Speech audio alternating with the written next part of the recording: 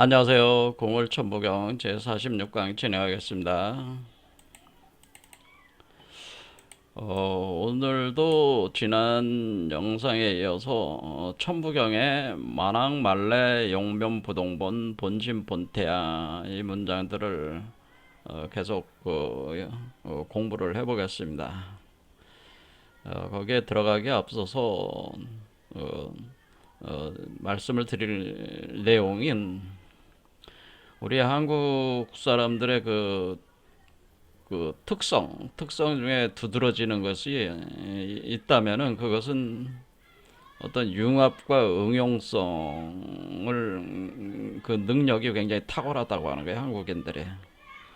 그래서 우리 선조들께서도 어떤 철학을 전개함에 있어서 어떤 하나만을 이렇게 하는 게 아니고 유불선이라고 하는 유불선 합일 사상을 핵심으로 해가지고 사상을 다 전개를 했다고 하는 거예요. 여기 이제 우리가 최순 선생의 동학부터 해가지고 쭉 전개되는 1860년대, 그러니까 19세기 중반부터 본격적으로 진행된 한국 철학사에서 결실들은 유불선 합일 사상을 핵심 내용으로 하고 있다고 하는 겁니다. 그것은 우리 한국인들의 융합 응용 능력을 발현이 된다고 하는 거죠. 그런데 여러분들도 아시다시피 유불선이라고 하는 거는 동양 철학이라고 철학 사유 체계라고 볼 수가 있어요. 그런데 현재 세계를 주도하고 있는 거는 서양의 사유 체계가 주도를 하고 있습니다. 서양 문명이 지배를 하고 있는 거죠. 그것을 서세 동점이라고 해서 서양 문명이 동양으로 밀고 들어와서 동양을 장악을 한 거죠. 그래서 우리 한국도 남북한으로 분단이 돼서 북한은 공산주의가 되고 남한은 자본주의를 추종하게 되는데 이런 것이 다 서양의 문명적 사유 체계에 지배를 당하고 있는 어떤 그런 현상이라고 볼 수가 있어요. 그런데 서양의 그 사유 체계를 결국에는 그러기 때문에 이거를까지도 통합을 해야 되는 그런 필요성이 이제는 지금 이 시대가 요구를 하고 있다. 우리가 살고 있는 이 시대. 그러니까 지금 현재 19세기 중반에 이분들이 중반 이후부터 20세기까지 활동하던 이분들의 그것이 주로 유불선 합일에 있었다면은 우리는 이것을 토대로 서양 문명의 핵심적인 사유 체계들까지도 흡수해서 통합해서 세계인들에게 제시를 해야 되는 하나의 역사적인 어떤 과정에 지금 우리 한국에서 철학을 하시는 분들이 그것이 이제 어떤 의미에서 짊어지고 있다 이렇게 볼 수가 있겠습니다. 풀어야 될 문제다 그렇게 본다는 거죠. 그러면 서양의 철학은 서양의 사유 체계는 기독교와 과학이라고 이렇게 보시면 됩니다. 기독교와 과학이 서양의 사유 체계의 근간이다라고.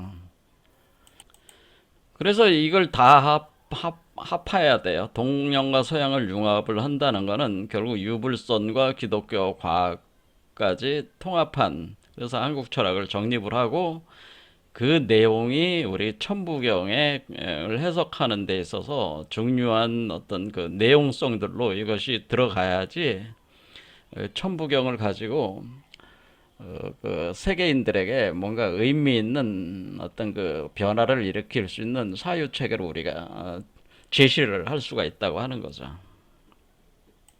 그래서 저와 공부를 뭐 많이 하신 분들은 이제 다 아시겠지만은 저는 기독교와 과학도 굉장히 깊이 공부를 한 사람이에요. 제 개인적으로는.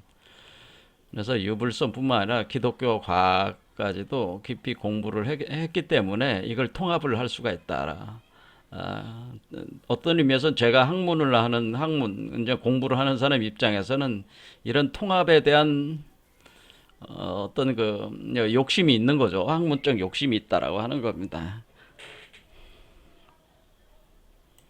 그래서 일단은 지난 시간에 만왕말래를 이 문장을 설명하면서 만물이 가고 만물이 돌아온다고 하는 이 현상.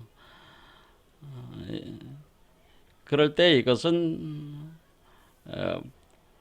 우주가 지금 현재 팽창하는 상태에서 그 우주 안에서의 다양한 그 엄청난 숫자의 블랙홀들이 생성이 되면서 왕이라고 하는 건 팽창이라고 제가 말씀드렸고, 레라고 하는 건 그 블랙홀로 그 만물을 다시 수렴해드리는 개념이다, 이렇게 말씀을 드렸어요. 그것을 서양의 그 과학적 개념을 가지고 설명을 드렸어요. 근데 이런 부분에 얼마나 이해를 하셨는지 모르겠습니다. 왜냐하면 보통 이런 류의 그 영성 비전을 공부하시는 분들은 과학에 대해서는 전혀 모르시거든요. 이제는 또 이런 천부경 공부하시는 분들은 유불선은 조금 알아도 기독교도 잘 모르세요. 그래서 이게 에, 과학적 개념을 가지고 설명한 것이 그 바로 마음에 와닿냐에 대해서는 제가 의문이 있다고 하는 거죠. 근데 아마도 그 젊은 사람들에게는 이런 과학적 설명들이 오히려 효과적일 거라고 생각이 듭니다. 그러니까 익숙하지 않더라도 그런 부분에서 여러분들이 이제 양해를 하시면서 그 제가 말씀을 드리고자 하는 의도만 아, 파악을 하셔서 수용을 하시면 되는 겁니다. 과학 얘기는 계속 진행을 할 겁니다. 앞으로도 계속. 자, 지난 시간에 말씀드렸던 과학적 내용들을 또 한번 정리를 해가지고 다시 한번 말씀을 드리면서 진행을 해보겠습니다.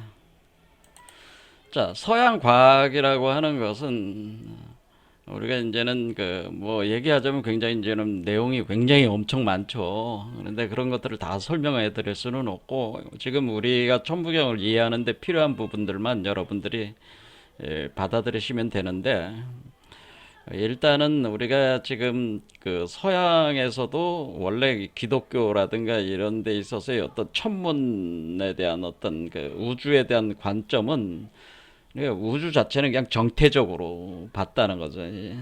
정태적. 그러니까 어떤 변화가 없는 정태적 우주론이라고 하는 것이 통상적인 그 우주에 대한 개념이었다는 거죠.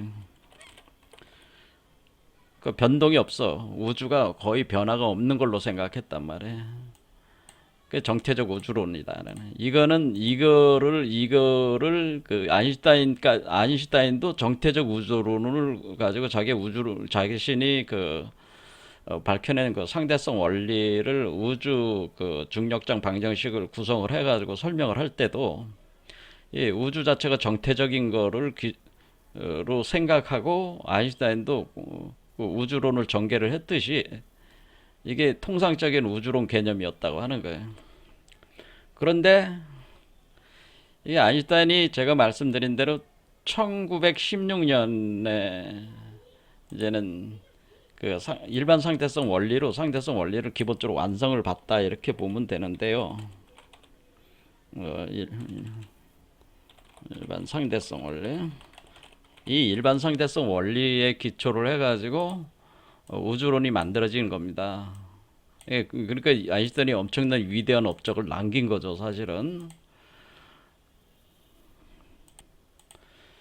그래서 아인슈타인도 이 우주는 뭐 그냥 뭐 신이 이 세계를 창조한 건 마치 기하학이라는 게 어떤 역동적 기하학이 아니고 딱딱 짜여져 있는 그냥 정태적인, 그 변화가 있더라도 그냥 순차적인, 그냥 미리 알 수 있는, 그렇게 어떻게 보면 그 우주 자체 정태적 우주론이라는 게 기본적으로 깔려 있는 거는 기계적 우주론이라고 부르거든요.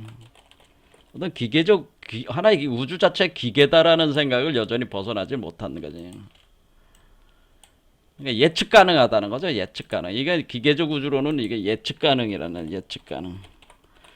시간적 흐름 속에서 예측이 가능한 개념입니다. 그래서 이 기계적 우주론이다, 예측 가능하다는 얘기는 지금 현재의 그 기본적인 그 현재의 그 변수가 다 변수가 이제 파괴되잖아요. 변수가 파악되면은 뭐가 알아다는 과거와 미래를 다 알 수 있는 거지.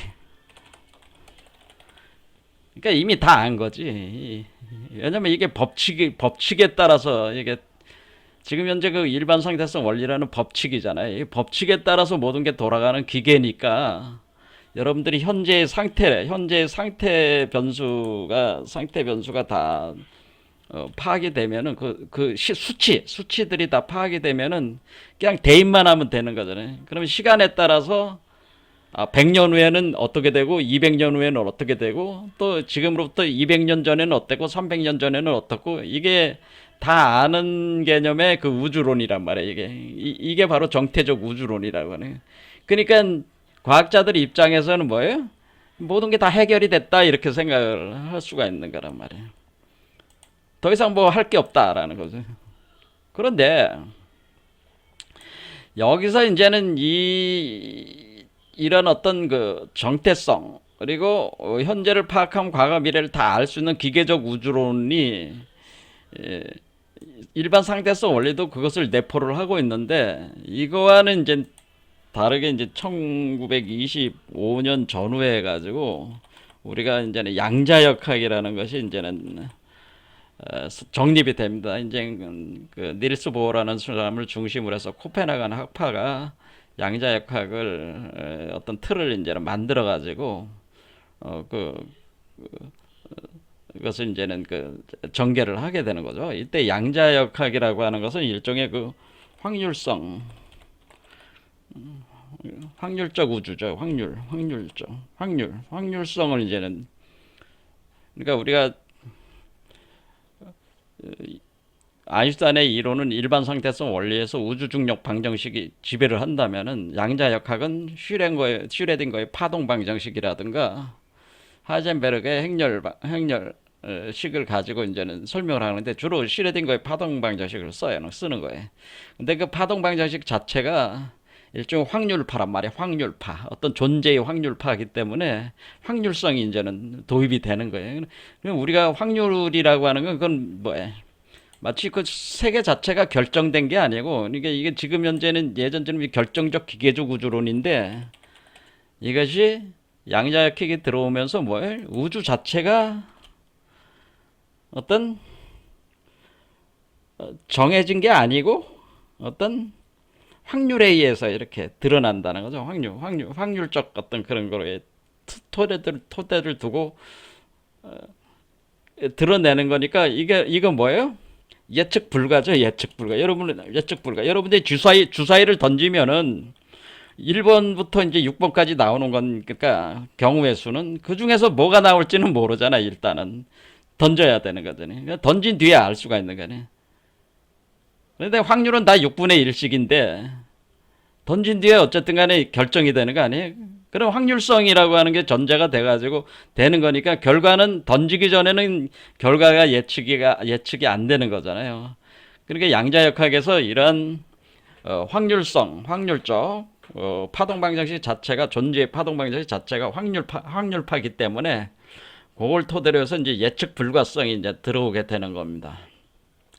또 하나 이제는 전개가 된 게 뭐냐면은 지난 시간에 말씀드렸듯이 그 우주가 이렇게 정태적으로만 생각했던 것이 이제 1931년 정도 와가지고 허블이 그 우주 팽창을 검증을 해내는 거죠.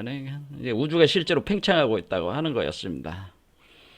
근데 우주가 팽창을 하고 있다고 하는 것은 이게 빛의 속도로 팽창을 하고 있다는 것은 굉장히 놀라운, 그러니까 굉장히 여러분들은 이게 단순하게 이렇게 생각하실지 모르지만은 이게 엄청 놀라운 일이에요. 그렇죠? 정태적 우주론에만 익숙했던 사람들이 우주가 팽창하고 있다는 생각, 이것이 팽창하고 있는 게 이것이 진짜라고 하는 이 검증됐다고 하는 이 사실 자체는 엄청난 충격입니다. 사실은. 그럼 우주가 팽창을 하고 있다고 하는 것 자체는 그러면은 처음 우주 창조가 있었다고 하는 얘기잖아요. 우주 창조가 존재했었다는 건 창조. 그러니까 우주의 시작이 있다는 거. 우주의 시작. 그러니까 우리 우주가 팽창을 하고 있다는 것은 그것을 팽창하기 전으로 과거로 계속 압축해 들어가면은 우주가 시작한 어떤 지점이 있다는 거잖아요. 이것이 이제 창조되는 지점이 있는 거죠. 이것을 이렇게 이제 창조되는 지점이 있는 거를 우리는 그거를 이때 뭐로 이제 얘기를 하는 거예요. 그래서 인플라톤이라는 우주 씨앗이라는 게 있다네. 우주를 만들어내는 씨앗이 있어서 이것이 양자 알갱이란 말이에요. 요게 터져가지고 우주를 만들어서 팽창하면서 우주를 만들었다. 이렇게 되는 거란 말이에요. 그런데 그 우주 씨앗은 그 먼지 알갱이보다 작단 말이에요. 이 먼지 알갱이, 우리가 먼지 알갱이는 현미경으로 보면 보이잖아요. 그런데 지금 인플라톤이라고 하는 이 우주 씨앗은 현미경으로도 안 보여. 인플라톤이. 그러니까 그런데 이게 그 비유로 그걸 먼지 알갱이라고 하는 거예요. 그래서 이것을 불교에서 이거를 뭐라든 미진이라고 하는 미진이라는 게 뭐예요? 미라고 하는 게 미세하다 그런다. 미진하는 건 먼지 알갱이다 그런 뜻이 미진. 아주 미세한 먼지 알갱이. 그러니까 여러분들이 지금 뭐 중국에서 미세먼지들이 오잖아요. 그 같은 미세먼지와 같은 게 티끌 진짜 미세한 티끌이다라는 거예요. 이게 이제 미립자가 되는 데 미립자. 이거를 이제 불교에서 미립자다, 미진이다 이렇게 미세한 티끌이다 이렇게 하는 것이 지금 요 과학에서는 뭐라 그래? 양자 알갱이로 부르는 거. 양자 알갱이. 양자라는 것 자체가 퀀텀이라는 것 자체가 우리가 양자 물리학에서 퀀텀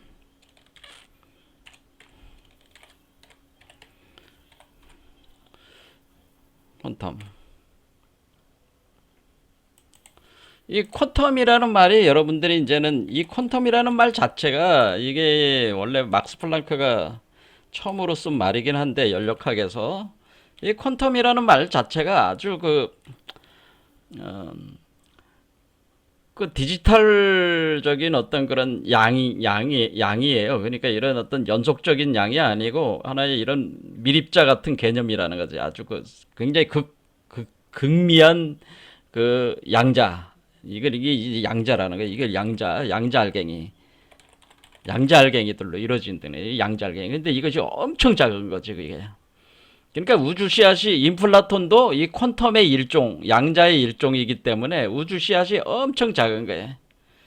그래서 불교에서는 그것을 먼지 알갱이 미진이라고 한 거란 말이에요.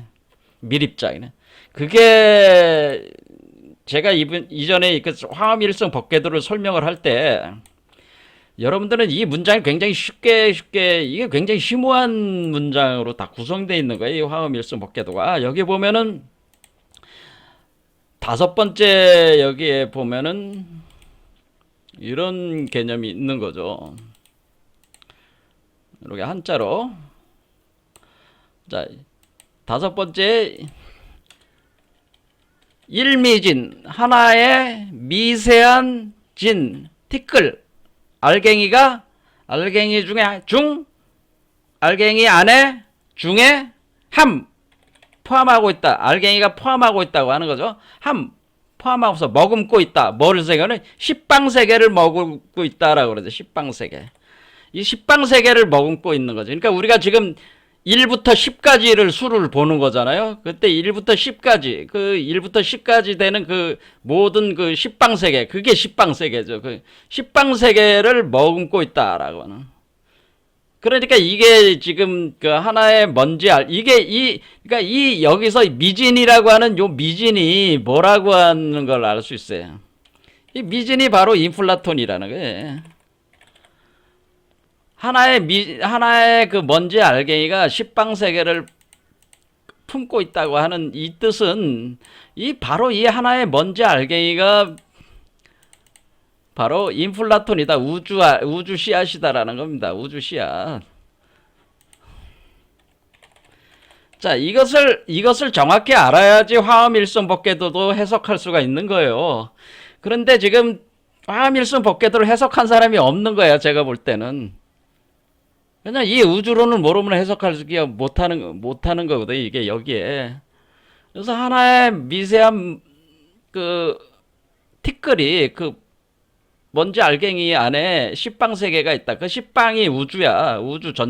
우주 하나의 우주란 말이야. 우주가 1부터 10까지 전개가 될 때 그 가장 그 확장된 개념으로 10이잖아요. 이 10이 그 10무국이라고 그랬죠. 또 이게. 자, 이것이 하나의 그러니까 먼지 알갱이가 식빵이지 그냥. 이해가 되시죠? 자, 일체. 그래서 일체. 이 모든 것이 일체라는 게 모든 것이 일미진중 그러니까 모든 먼지 알갱이 중에 또 모든 먼지 알갱이 중에 또 이와 같다 그런 뜻이에요. 여시 또 이와 같이 돼 있다. 그러니까 이 얘기는 뭐예요? 이 먼지 알갱이가 엄청 많다는 거지 이게. 그러니까 이 미진이 엄청 많다요. 엄청 많다는 겁니다. 이 얘기는 뭐겠어요 이게. 자, 요 문장을 이제 가져와 가지고 다시 이제 설명. 자, 그러면 우리가 이거를 여기 가져와 가지고 지금 요거를 해석했잖아요. 여기다 놓겠습니다. 사실은 이 어떤 이런 우주론에 대해서는 이 불교가 굉장히 잘 돼 있어요. 불교가 중에서도 이제 화엄경 지금 화엄일성 법계도는 의상대사가 화엄경을 210자로 압축해 놓은 거라고 이렇게 보시면 돼요. 화엄경에 있는 그 철학을 핵심을 210자로 압축해서 담아낸 게 바로 화엄일수 법계도란 말이에요. 여기 안에 화엄경 사상이 다 담겨 있는 거지. 근데 화엄경이 사실은 불교에서 이제 불경에서 이게 화엄경, 법화경, 뭐 금강경 아주 유명한 대승경전들이 있는데 그 중에서도 화엄경은 화엄종을 그러니까 불교의 유파 중에서도 이제 화엄종이 이 그 화엄경을 토대로 해서 이제는 나온 거죠. 그러니까 이 지금 그 의상대사가 화엄종의 우리 동방 이쪽 한국의 그 조사에 해당되는 거야 이분이. 그런데 이분이 이제는 그 중국에서 이걸 이미 만들었잖아요. 화엄일승 법궤도라고 하는 거를 완성을 해서 가져온 건데 그러니까 여기 화엄경이 이 우주에 대한 이치를 가장 잘 담고 있는 겁니다. 사실은. 그래서 여러분들이 제가 아까 처음 뭐라 그랬어요? 우린 유불선 3도에다가 기독교 과학을 우리는 다 알아야 된다라고. 유불선과 기독교 과학을 다 아셔야 돼요. 그래야지 이거를 풀 수가 있어요. 천부경을 의미 있는 어떤 그런 텍스트로 우리 한민족의 위대한 경전으로 우리가 구성해낼 수가 있고 세계적으로 또 이렇게 또 제시를 할 수가 있다 그런 얘기입니다. 여기서 우리가 특히 이 불교는 이 만왕말래 용변 부동본 본심 본태양의 이거를 이해하는 데 있어서 이 불교 철학이 굉장히 중요하다는 거예요. 이 부분에서는. 그래서 제가 불교 철학을 많이 얘기를 할 겁니다. 이 과정을 할 때. 왜 그러냐면 여기 본심이라는 말이 나오는데 이 심성론에 대해서 가장 심오하게 이 이론을 전개한 게 사실 불교란 말이에요. 불교. 그래서 이 불교 철학을 통해서 이 본심이라는 의미를 정확하게 알아야 된단 말이에요.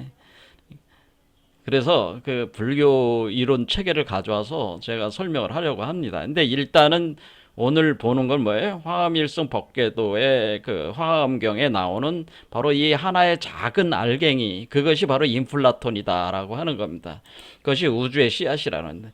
근데 이 미진이 엄청 많다고 하는 거, 이 미진이 엄청 많다고 하는 걸 어떻게 표현하냐면은 화엄경에 이렇게 표현되는 이거를 금강경에는 어떻게 이걸 이제 설명하냐? 금강경도 이제는 우리 한국에 이제는 다양한 종파들의 소위 경전인데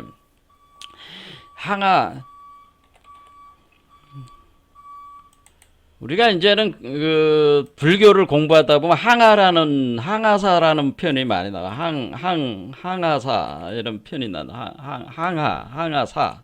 모래사자도 써가지고 항하사를 붙입니다. 이렇게 할 때 우리가 항하라는 말이 나와. 항하다라는 항하는 요런 요래도 중요한 얘기니까 요거 보면 항하. 자, 여기서 볼 때 항하의 항하에 항하사다 할 때 항하라는 개념이 이게 뭐냐면은 우리가 이제 불교가 그 인도에서 이게 북부에서 이것이 나온 거잖아요. 불교가 석가모니가. 근데 이 항아가 바로 겐지스 강이란 말이에요. 겐지스 강을 이제 비유를 한 건데 겐지스 강으로 그러니까 원래 이 항아를 이제 한자로 번역하면은 그러니까 겐지스 강을 한자로 번역한 게 항아가 되는 거죠. 이렇게 할 때 이 항아의 우주의 이 알갱이가 얼마나 많냐라는 걸 설명을 할 때 어떻게 설명을 하냐면은 그 항아 겐지스강에 가면은 여러분들이 겐지스강이 인도 북부로 해가지고 거대한 강이잖아요. 그럼 그 거대한 강의 그 모래 알갱이 그게 항아사란 말이에요. 항아사가 모래 알갱이란 말이에요. 그 모래 알갱이 항아의 겐지스강의 모래 알갱이의 수만큼의 항아 그 강이 또 있는 거죠. 강이 있고 항아가 있고 각 항하의 모래의 수만큼의 만큼의 미진. 이렇게 그러니까 미세 알갱이 이게 인플라톤 우주 씨앗이라고 하는 거죠. 자, 그러면 이건 뭐예요? 겐지스강의 모래 알갱이 숫자로는 어떻게 돼? 겐지스강의 모래의 수 곱하기, 그러니까 이거 제곱이야. 겐지스강의 모래수. 이게 이제 이만한 숫자의 우리가 우주 알갱이가 우주의 씨앗이 있다고 하는 겁니다. 그 우주 씨앗 이렇게 있는 건데, 이거를 이제는 우리 서양의 이제는 이 과학에서는 이 숫자를 이 우주의 그러니까 지금 양자역학적 확률적 개념에서 그러니까 이런 확률로 드러날 수 있는 모든 경우의 수도 그러니까 우주의 개수가 몇 개냐 이렇게 이제는 과학에서 이건 이제는 얘기를 하게 되는데 우주의 개수가 몇 개입니까? 지금 우리가 보고 있는 이 우주 말고요. 우리가 지금 있는 이 우주 말고 우주 자체 이게 아니에요. 그러니까 우주의 개수. 그러니까 우주가 되는 모든 경우의 모든 경우의 수라는 게 모든 경우의 수는 몇 개냐면은 10의 500승계입니다. 10의 500승계입니다. 10의 500승계. 이거 상상도 할 수 없는 숫자예요. 자, 10의 500승계가 요거를 이제는 좀 저기 하려면은 10의 요걸 좀 개수는 여기다 10에 이렇게 되는 거죠. 이렇게 해가지고 요거를 500승계다. 이게 지수를 표현하기 어려우니까 이렇게 해가지고 모든 경우에서 10의 500승계의 우주 개수는 10의 모든 경우의 수. 이거는 이제는 우리 그 과학에서 얘기하는 거예요. 근데 그거를 이 숫자를 10의 500승계를 불교에서는 겐지스강의 모래 곱하기 겐지스강의 모래 알수 이렇게 표현하는 거다. 그러니까 뭐 그렇게 무량수라는 거죠. 무량수. 그러니까 이거 상상할 수도 없을 만큼 많은 우주가 있다고 하는 겁니다. 그것이 바로 여기서 얘기하는 그런데요. 이 모래수만큼 많은 이 우주 중에 여러분 자신도 소우주잖아요. 사람 자체가 소우주니까 이 소우주도 여기에 포함이 되는 거죠. 사람의 소우주. 그러니까 지금 인류가 현재 80억이다 그러면 80억 개가 있는 거죠. 지금 80억의 소우주가 있는 거예요. 그게 이제 이 안에 이제 개수로 포함이 되는 거겠죠. 사람의 소우주의 개수. 그것이 현재는 우리가 80억 명 하면은 그 80억 명이 있는 거고, 우리가 중생으로 이제는 불교에서 표현하는, 그러니까 중생들이라고 하는 것은 이 사람만 꼭 얘기하는 게 아니고 뭐 개, 고양이도 다 중생에 속하는 개념이니까 그런 걸 다 이제 다 집어넣으면은 그렇게 보면 된다고 하는 거죠. 이렇게 이제 엄청난 수의 그 우주가 있다고 하는 겁니다. 그런데 여기서 이제 이걸 이제 기초로 여러분들이 이제 깔고 가야 되는 거예요. 야, 이게 우주가 상상할 수도 없는 숫자의 우주들이 있구나. 그리고 나도 그 중에 하나의 우주구나. 이렇게 여러분들이 일단은 생각을 하시면 되는 거야. 자, 생각을 일단 여기다 깔아두고, 그러면은 이 우주가 어떻게 태어났을까라는, 아까 말씀드린 대로 우주는 창조가 됐다고 했잖아요. 우주 창조. 우주의 우주 씨앗이, 우주의 씨앗이 있으니까 이 우주 씨앗으로부터 우주가 만들어진 거 아니야. 인플라톤에서 만들어졌다고 봤을 때 이것이 어떻게 창조가 된 거냐? 이거를 이제는 지난 시간에 또 얘기를 하지 않았습니까? 그게 뭐였어요?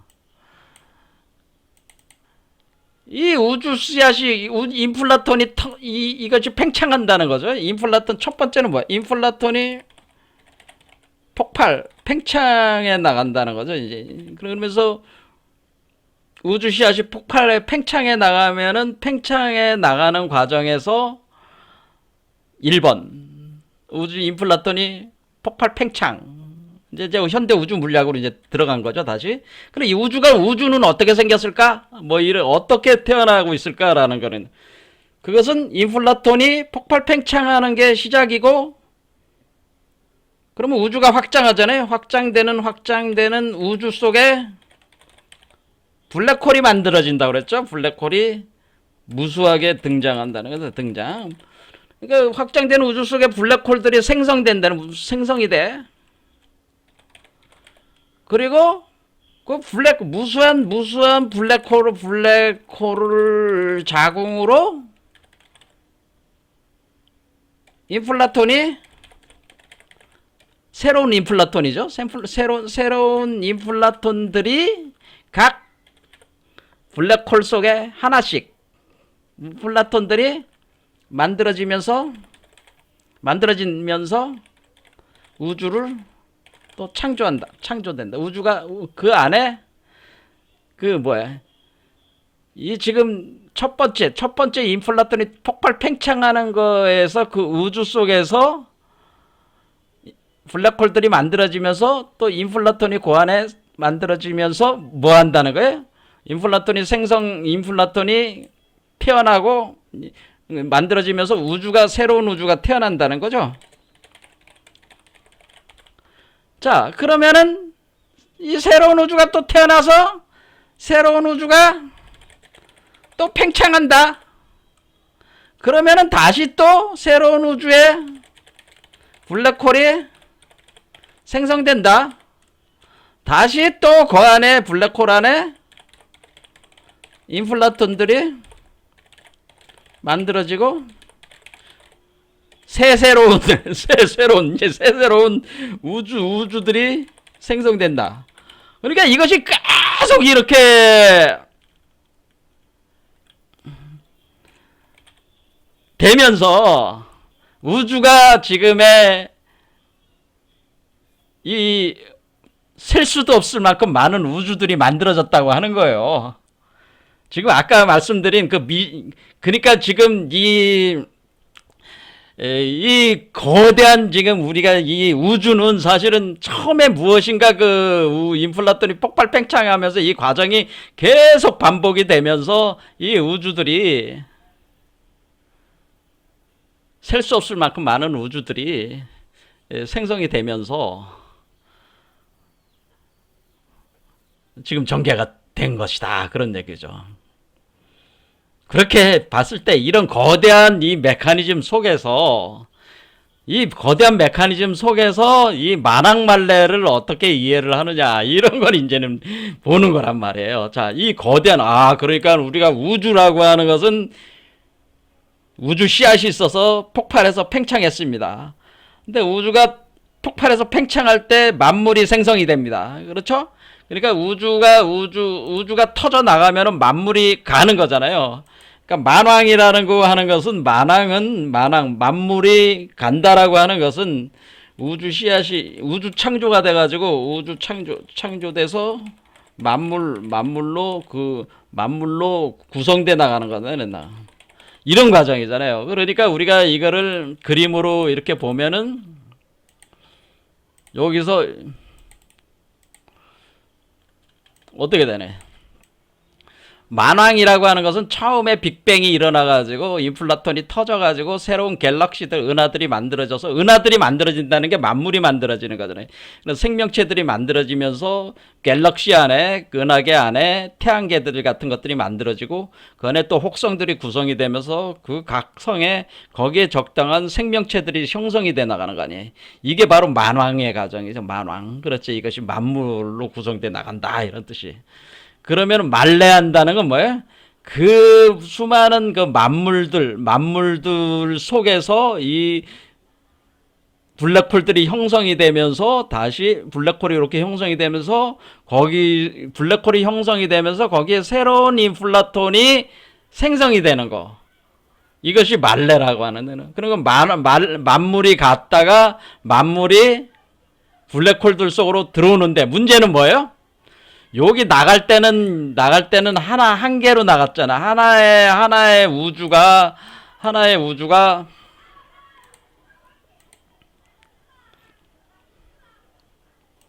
이렇게 나갈 때는 하나의 우주가 팽창한 거잖아요. 그러면 이 블랙홀은 뭐예요? 블랙홀이 하나가 아니고 무수한 블랙홀로 들어오는 거잖아요. 무수한 블랙홀 속에 1로 지금 들어오는 거잖아요. 그러니까 이걸 다라고 하는 거지. 다. 마늘 따자를 쓰는 거야. 다. 그러니까 무수한 블랙홀들이 만들어지는 거니까 이거 많은 블랙홀이 만들어지는 거 아닙니까? 그래서 다라고 하는 것이다.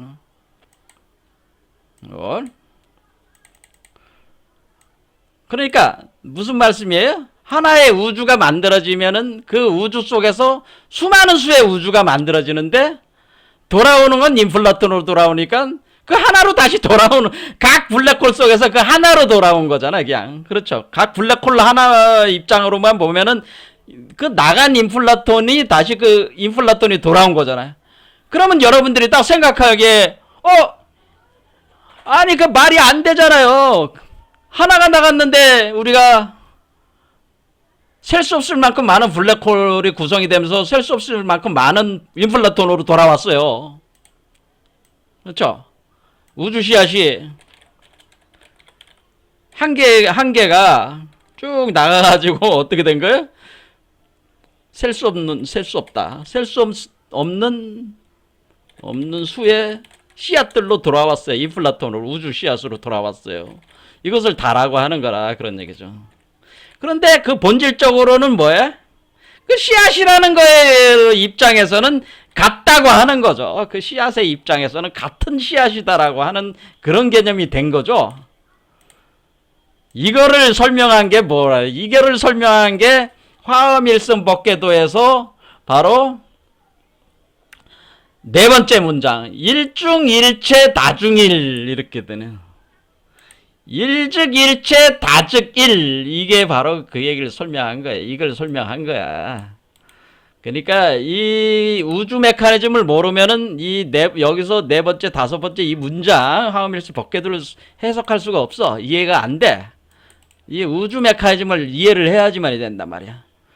자, 그러면 일중일체 이 얘기가 뭐겠어? 하나 중에, 그러니까 하나로 나간 우주가 확장된 모든 일체, 이게 모든 일체잖아요. 일체의 만물. 일중일체죠? 그런데 이것이 다로 들어왔잖아. 무사운 다로 그 1로 들어왔으니까 요 1은 인플라톤이죠. 요게 요 1과 요 1은 인플라톤이란 말이에요.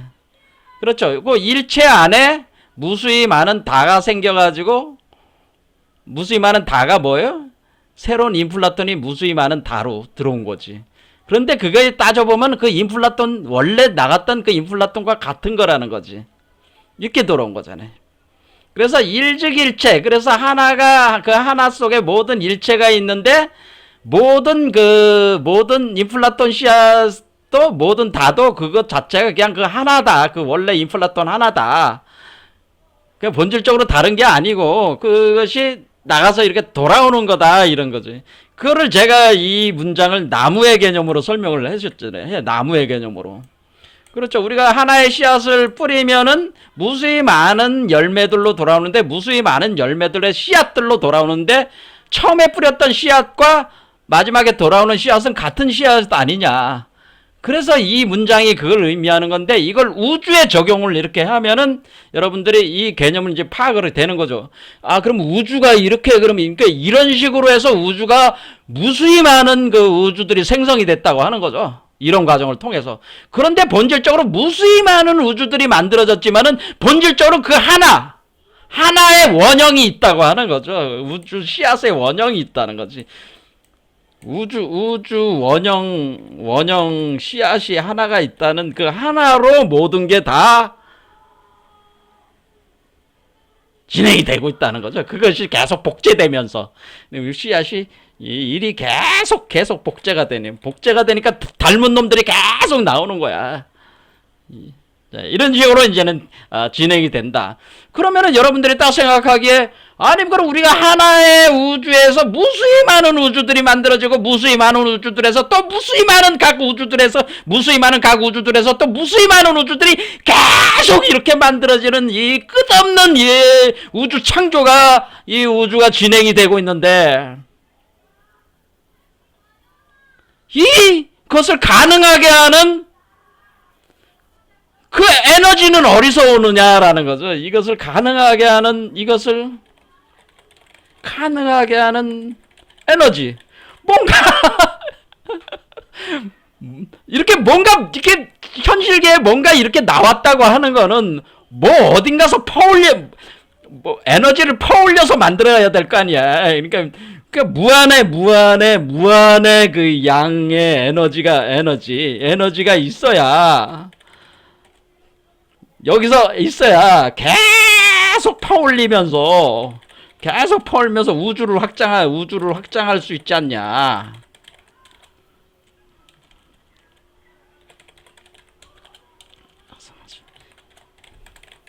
이런 얘기죠. 그렇죠. 계속 뭔가 무한의 양의 에너지가 있어야지 계속 우주들이 생성하는 거를 커버할 수 있잖아요. 에너지 보존 법칙으로. 그렇죠.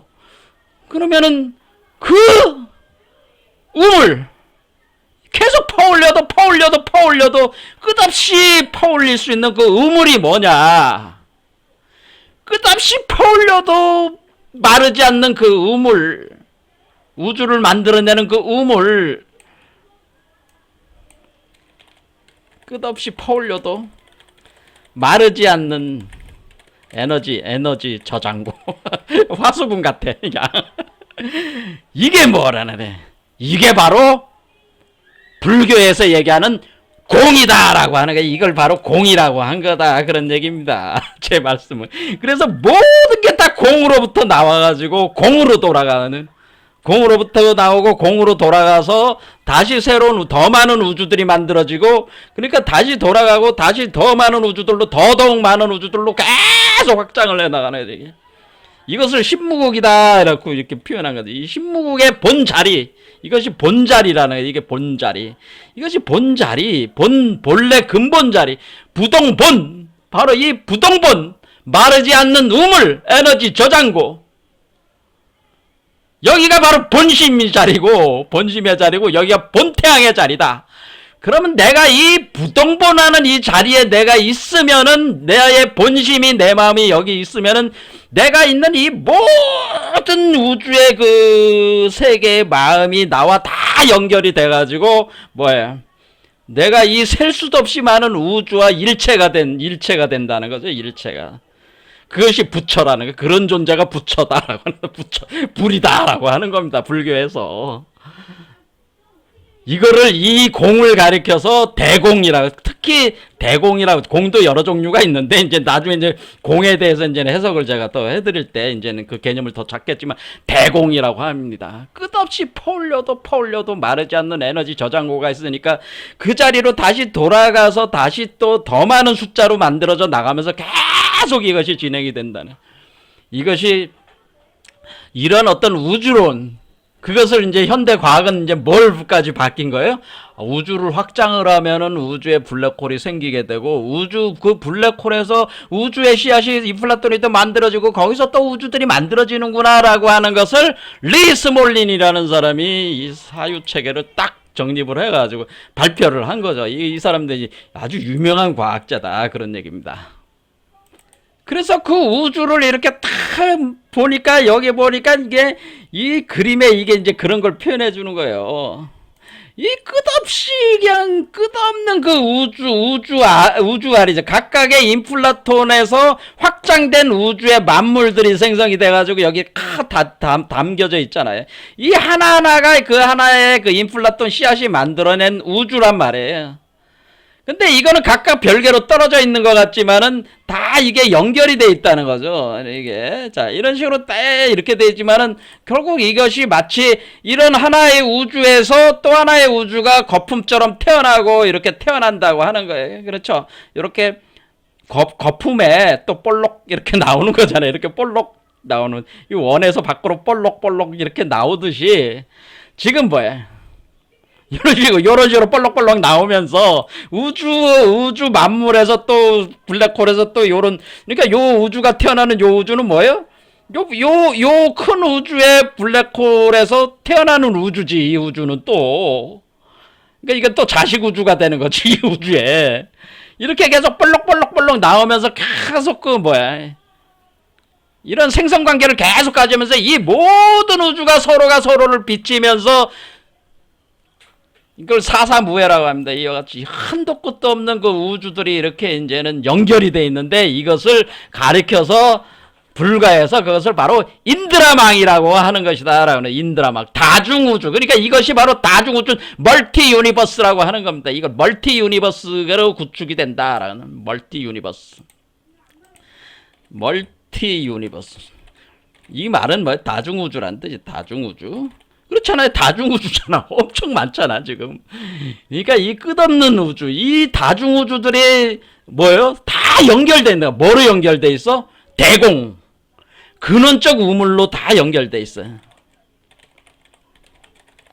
다 연결돼요.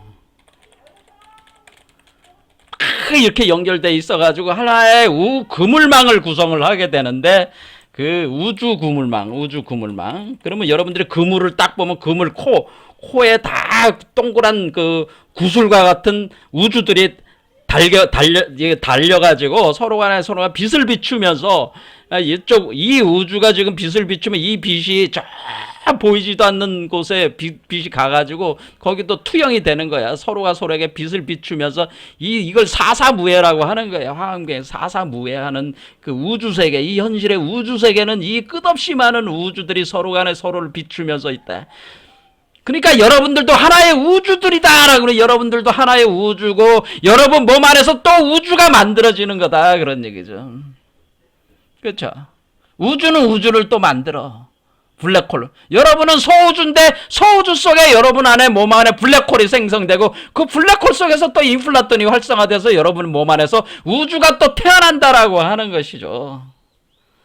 이것이 바로 만왕말래의 하나의 패턴이라는 거죠. 그러니까 지금 이 만왕말래라고 하는 여기서 개념은 뭐냐면은, 결국에는 만물이 갔다가 블랙홀로 돌아와서 새로운 인플라톤으로 돌아오는 그 하나의 주기, 그 주기를 가리켜가지고 만왕말래라고 하는 거죠. 갔다가 다시 돌아오는 그 과정.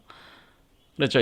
여기서 보면은 이게 되는 거죠. 그러니까 여기서 터져가지고 쭉 나가가지고 다시 여기까지 다시 돌아왔어. 딱 돌아오는 게 만물이 가고 만물이 돌아오는 게 보니까 무수히 많은 인플라톤들로 돌아왔잖아요. 이와 같은 만물이 가고 만물이 돌아오는 만왕말래의 과정이라고, 이것이 이제는 기본 하나의 패턴.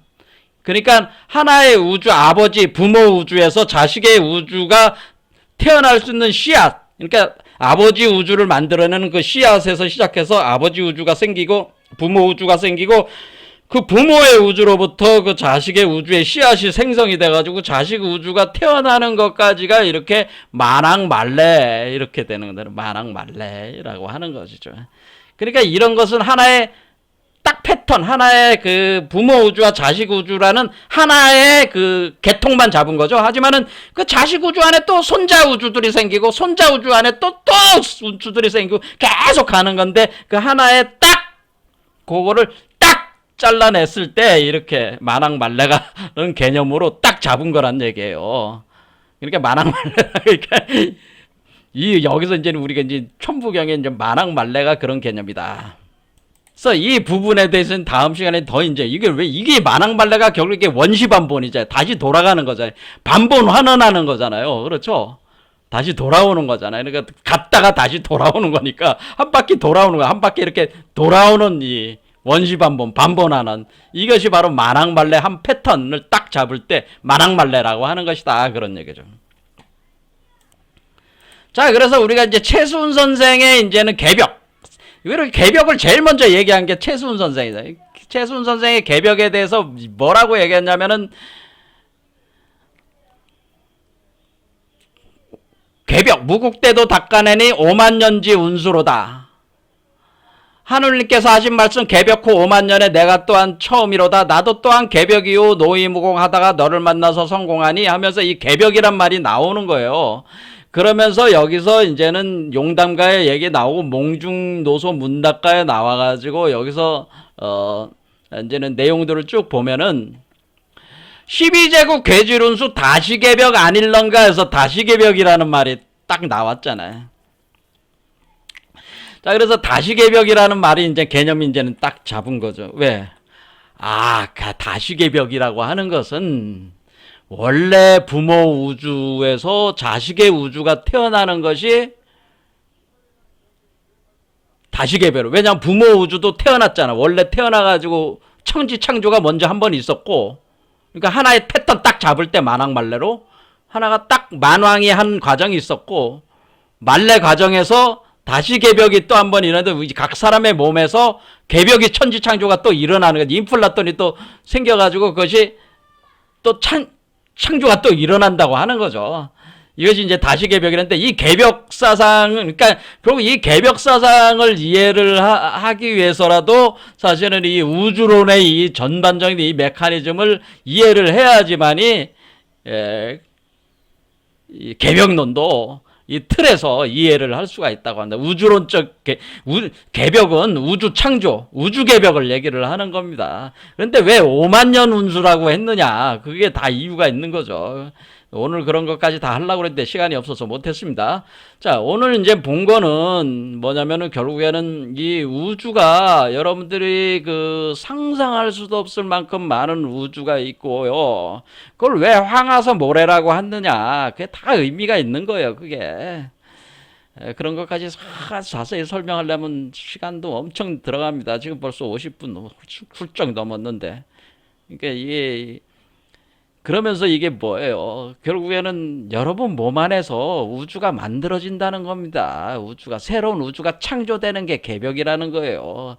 바로 말레의 과정 자체가 여러분 몸 안에 새로운 우주가 창조되는 과정이고, 그것이 바로 용변의 과정이다라고 하는 거예요. 이게 용변. 그렇게 되면은 그 우주가 창조가 되면은 그 창조된 우주의 중심이 바로 그 부동본의 자리와 연결되는 거기 때문에 부동본에 들어간다고 하는 거예요. 이게 다 연결이 다 돼 있는 개념이다. 그런 얘기입니다. 그러니까 이게 우주론을 이해를 못하면 안 된다는 거죠.